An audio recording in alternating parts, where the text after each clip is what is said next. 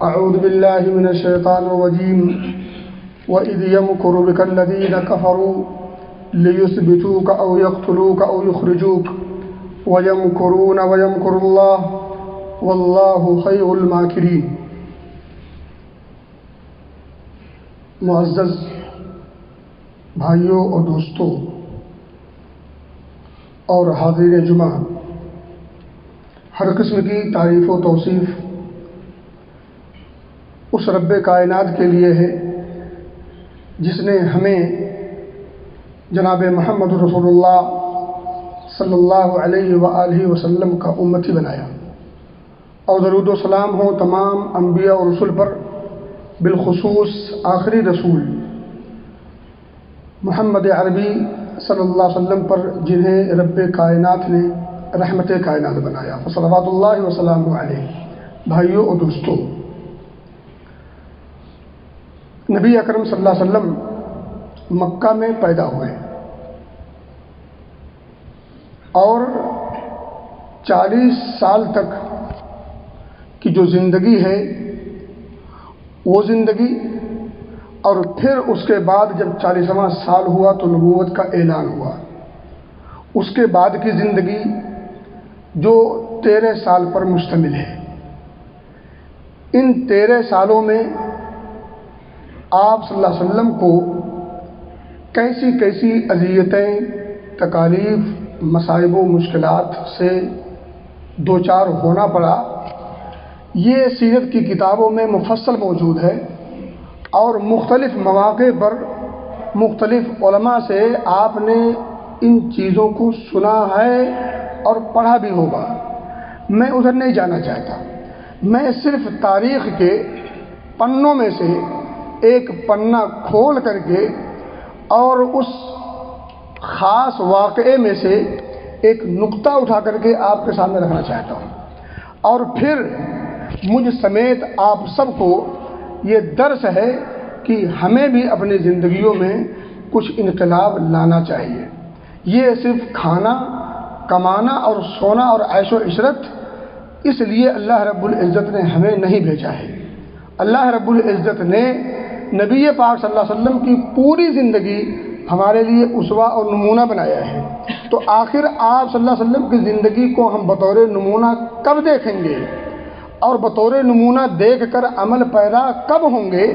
صرف آپ کو ایک جھلک رکھنا چاہتا ہوں۔ جب آپ صلی اللہ علیہ وسلم تنگ ہو چکے اور آخر کار اللہ رب العزت نے آپ کو ہجرت کا حکم دے دیا اور آپ صلی اللہ علیہ وسلم ہجرت کی تیاری کرنے لگے۔ اب یہیں رکیے، یہیں میں آپ کو تھوڑا سا روک کر کے 2-4 باتیں اسی واقعے سے بتانے کی کوشش کروں گا۔ جب قریش نے اور مکہ کے جبابرہ نے، ان ظالم و جابر نے مل کر کے دارالندوہ کے اندر آپ کے قتل کی مکمل سازش اور پلاننگ کر لی، اور بالکل اس کے نفاذ کے لیے آپ صلی اللہ علیہ وسلم کے گھر کا محاصرہ بھی کر لیا۔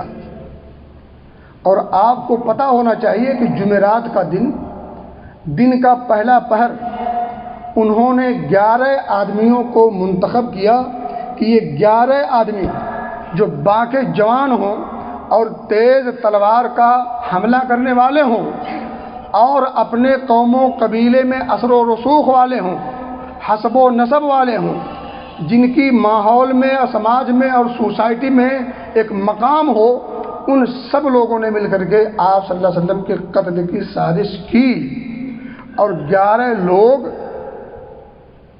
تلوار لے کر کے آپ صلی اللہ علیہ وسلم کے گھر کا محاصرہ کر لیتے ہیں۔ اس میں 2 آدمیوں کا نام آپ بار بار سنتے ہیں، ایک ابو جہل اور ایک ابو لہب، اور بھی 9 لوگ ہیں۔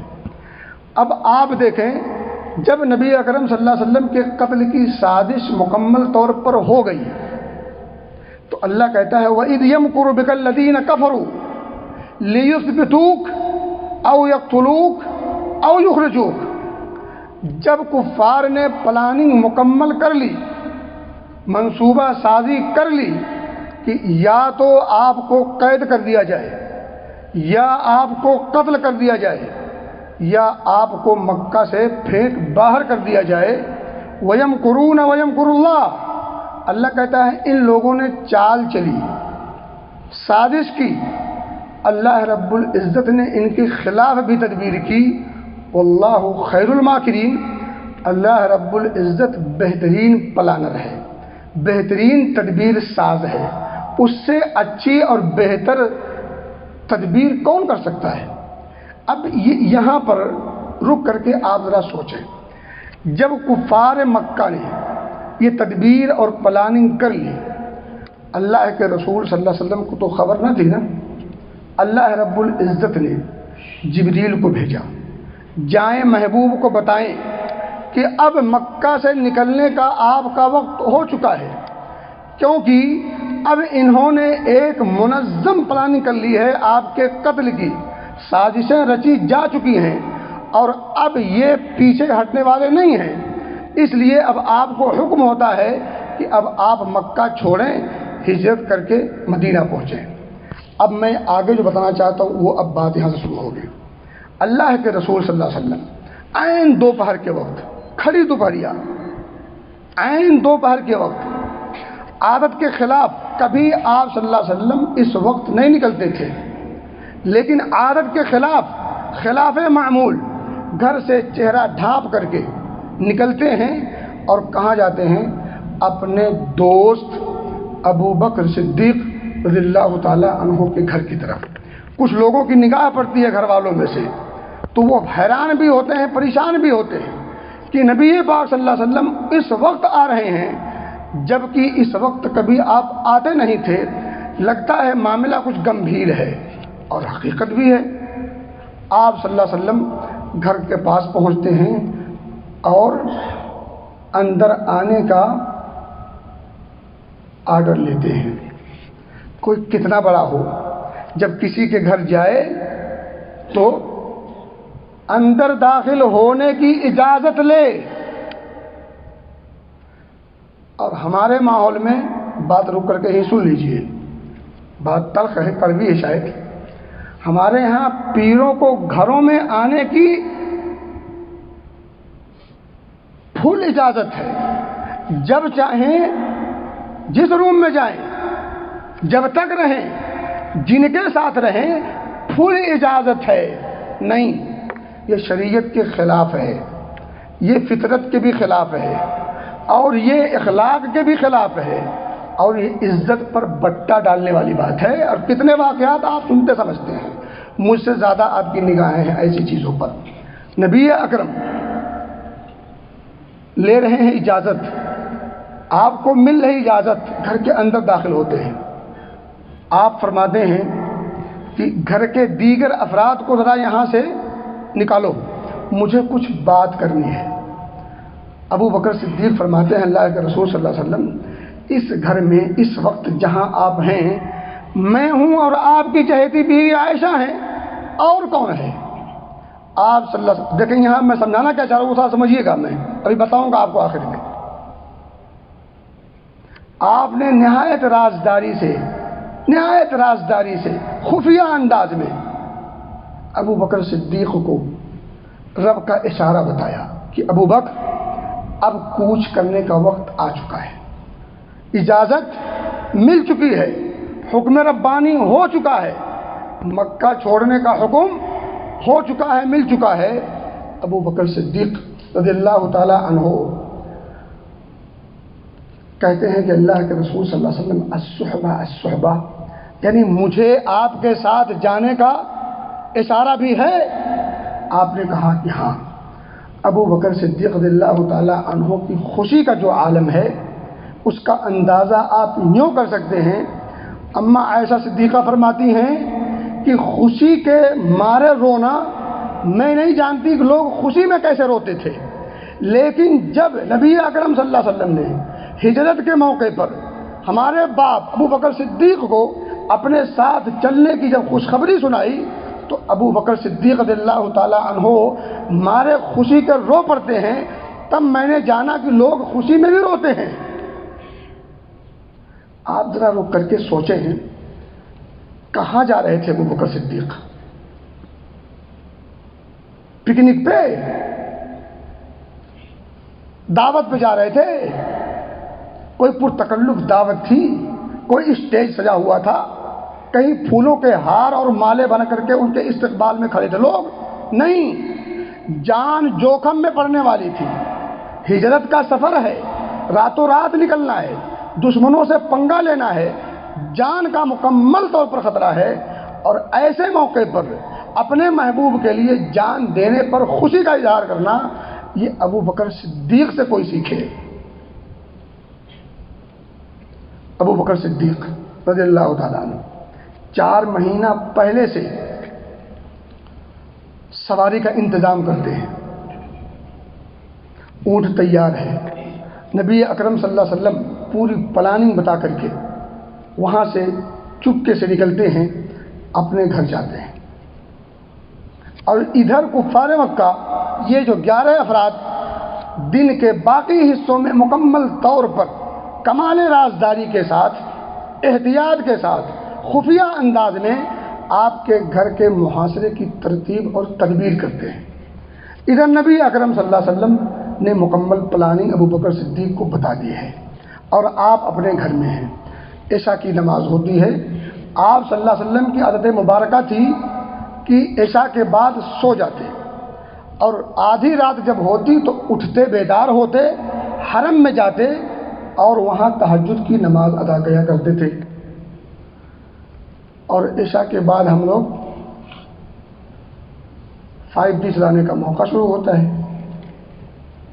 اسی لیے فجر کی نماز ہم بستر پر سوئے سوئے پڑھ لیتے ہیں۔ یہ ہم اس نبی کے امتی ہیں، میں جس نبی تذکرہ کر رہا ہوں، جس نبی کی شان اور جس نبی کا امتی ہونے کا فخریہ بیان، اور کیا کیا ہم نہیں، کون نہیں جانتا۔ آپ کی عادت مبارکہ عشاء کے بعد سونا، آدھی رات کو اٹھنا، تہجد کے لیے بیت اللہ الحرام جانا، اور اللہ کی عبادت میں سرمست رہنا۔ اس دن نبی اکرم صلی اللہ علیہ وسلم حضرت علی کو حکم دیتے ہیں، علی میرے بستر پر سو جاؤ، اور وہ سبز حضرمی چادر وہی اوڑھو جو میں اوڑھ کے سوتا ہوں، اور سنو میرے پاس اہل مکہ کے بہت سے لوگوں کی کچھ امانتیں ہیں، بعد میں اسے وہ امانتیں ان لوگوں کو دے دینا جن کی امانتیں ہیں۔ یہ سب پلاننگ ہے، یہ سب تدبیر ہے۔ یہ جب میں بتا رہا ہوں آپ کو ایک ایک نقطہ، میں آخر میں ایک جملہ کہوں گا بس۔ آپ صلی اللہ علیہ وسلم رات کا آخری پہر ہوتا ہے، آدھی رات بیتتی ہے، آپ صلی اللہ علیہ وسلم اللہ کے حکم سے اپنے گھر سے نکلتے ہیں، ان 11 کے 11 لوگوں پر چھوٹی چھوٹی کنکریاں جو ریت نما ہیں ان کے سروں پر مارتے ہیں، اور وجعلنا من بین ایدیہم سدا ومن خلفہم سدا فاغشیناہم فہم لا یبصرون۔ اللہ نے ان کی مت ایسی ماری کہ نبی پاک صلی اللہ علیہ وسلم ان کے بیچ سے ان کو پھاڑتے ہوئے نکلتے ہیں، اور ان کے سروں پر وہ مٹی ڈالتے ہوئے نکلتے ہیں، لیکن ان منحوسوں کو خبر تک نہیں ہوتی ہے۔ وہ کھڑے ہیں اس انتظار میں کہ جب نکلیں گے تو پھر ایک بارگی حملہ کرنا ہے، ایک بارگی اس انداز سے حملہ کرنا ہے کہ یہ محسوس ہو کہ ایک آدمی نے قتل کیا ہے، تاکہ بنو عبد مناف کسی ایک آدمی سے جنگ اور لڑائی جھگڑا نہ کر پائیں، کیونکہ جب 11 لوگ ہوں گے تو 11 قبیلے میں انوالو ہوں گے، تو ایسے موقع پر ایک قبیلہ 11 قبیلوں سے لڑ کیسے سکتا ہے؟ بالآخر مجبور ہو کر کے دیت اور خون بہا لے کر کے معاملہ رفع و دفع ہو جائے گا، اس لیے یہ پلاننگ کی تھی۔ لیکن بہرحال نور خدا ہے کفر کی حرکت پہ خندزن، پھونکوں سے یہ چراغ بجھایا نہ جائے گا۔ هو الذی ارسل رسولہ بالہدی ودین الحق لیظہرہ علی الدین کلہ ولو کرہ المشرکون۔ جو جلتا ہے جلتا رہے، جو بھنتا ہے بھنتا رہے، جو چیں بجبی ہوتا ہے ہوتا رہے، یہ دین غالب تھا، غالب ہے، غالب ہو کے رہے گا، اور اس دین کے ماننے والے، اس دین پر عمل پیرا ہونے والے، اس دین پر ثابت قدمی کا مظاہرہ کرنے والے قیامت کی صبح تک جیتے جاگتے رہیں گے، بات آگے نکل جائے تو میں کہا تھا کہ آپ صلی اللہ علیہ وسلم نکلتے ہیں، ابو بکر صدیق کے گھر پہنچتے ہیں۔ ابو بکر صدیق رضی اللہ تعالی عنہ کے مین دروازے سے نہیں، کھڑکی سے نکلتے ہیں، پیچھے کے دروازے سے نکلتے ہیں، اور راستہ شمال کا نہیں جنوب کا لیتے ہیں۔ آپ کو پتہ ہوگا مکہ سے مدینہ شمال کی جانب ہے، آپ صلی اللہ علیہ وسلم یمن کے راستے پر نکلتے ہیں جو جنوب کی جانب ہے، بالکل اپوزٹ راستہ لیتے ہیں، جانا شمال کو ہے، نکلتے جنوب کو ہیں۔ یہ تدبیر ہے، یہ اسباب ہے، یہ ذرائع ہیں، اور اسباب و ذرائع اور تدابیر پر توکل نہیں ہوتا، اور اسباب و ذرائع کو چھوڑ کر توکل نہیں ہوتا۔ توکل بھی ضروری ہے، تدابیر اور ذرائع کا اپنانا بھی ضروری ہے۔ وقت کا نبی ہے، نبیوں کا سردار ہے، رب کا محبوب ہے، مصائب سے دوچار ہے، چھپ کر کے رات کی تاریکی میں مین گیٹ سے نہیں پیچھے کے گیٹ سے نکلتا ہے، جانا اتر کو ہے، جا دکھن رہا ہے۔ یہ کون ہے جو نکل رہا ہے؟ کون ہے جو جا رہا ہے؟ یہ وہ نبی ہے جس نبی کو ہم عالم الغیب بھی کہتے ہیں، جس نبی کو ہم مشکل کشا بھی کہتے ہیں، جس نبی کو ہم آیت روا بھی کہتے ہیں، جس نبی کو ہم مختار کل بھی کہتے ہیں۔ یہ وہ مختار کل ہے جو رات کی تاریکی میں نکل رہا ہے، یہ وہ مشکل کشا ہے جس پر خود مشکل نے آ گھیرا ہے۔ مجھے آپ بتائیں یہ کون سا فیصلہ ہے، یہ کون سا ایمان ہے، اور کس عقیدے کی بات کرتے ہیں؟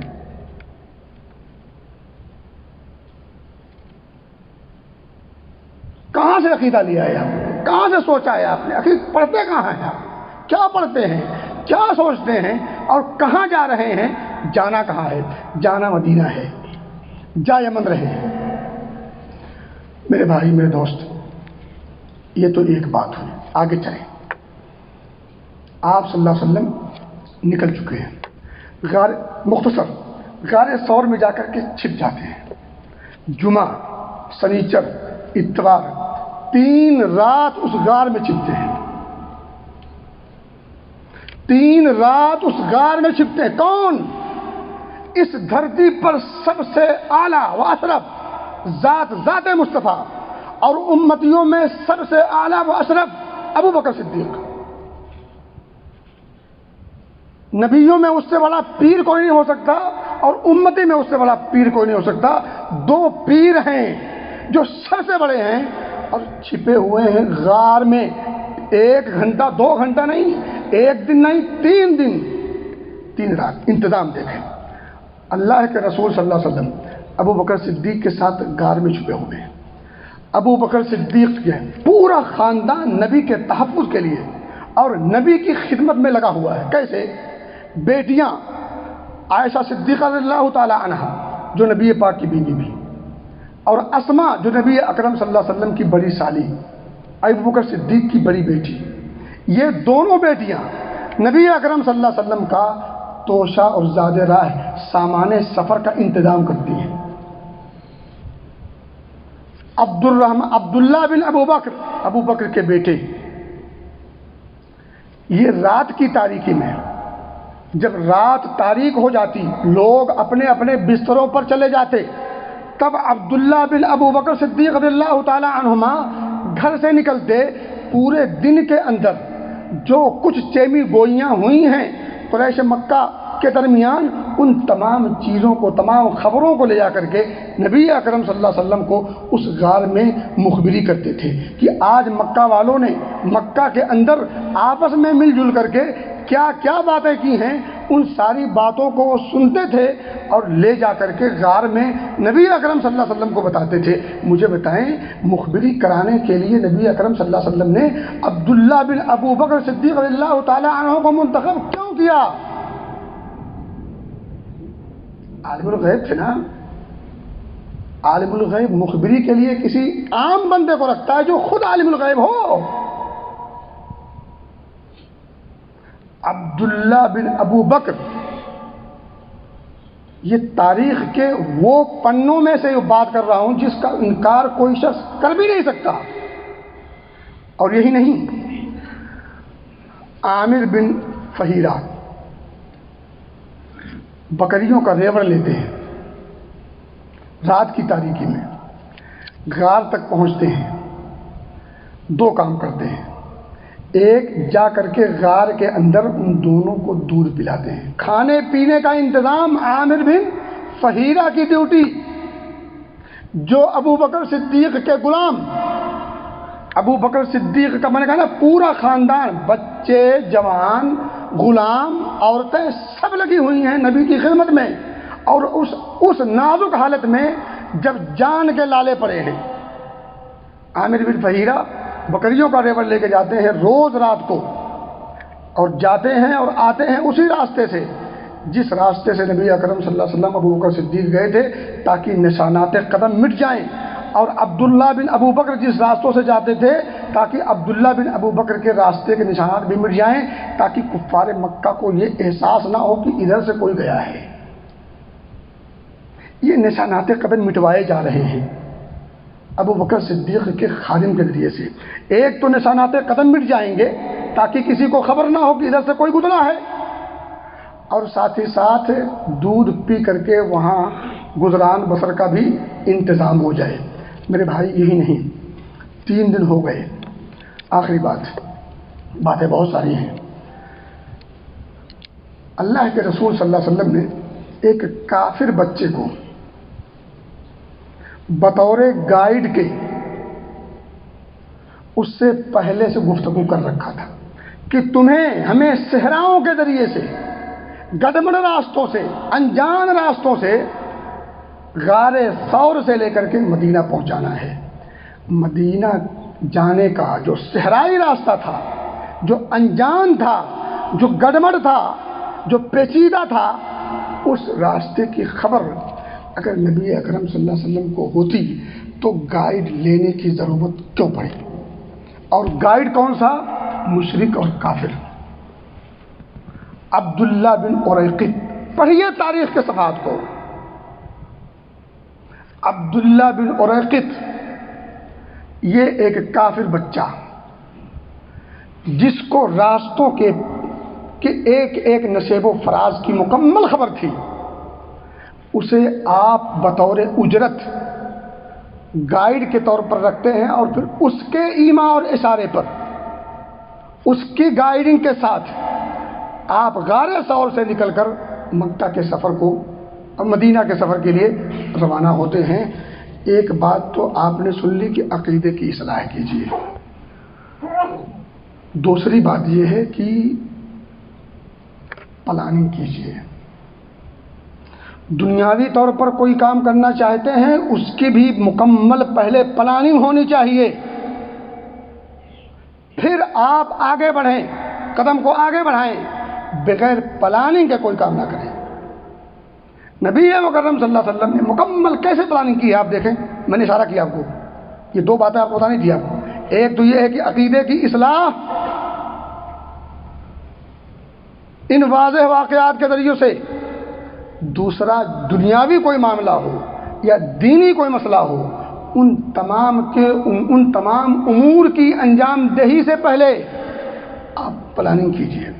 اس پلاننگ میں کیا کیا چیزیں کام آئیں گی، کن کن چیزوں کا واسطہ پڑے گا، کن کن چیزوں سے رشتہ ہے، ان تمام چیزوں کو مہیا کیجیے اور اکٹھا کیجیے، اور پھر جب پلاننگ کے ساتھ ان تمام چیزوں کو اکٹھا کر لیں، پھر قدم آگے بڑھائیے۔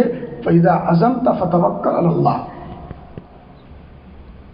اللہ ہمیں سمجھ کی توفیق دے، عمل کی توفیق دے، عقیدے کی اصلاح کی بھی توفیق دے، اور اپنے تمام امور کو مکمل طور پر مکمل پلاننگ کے ساتھ تدابیر کو اپناتے ہوئے اللہ کی ذات پر اعتماد و بھروسہ اور توکل کرتے ہوئے اپنانے کی توفیق دے۔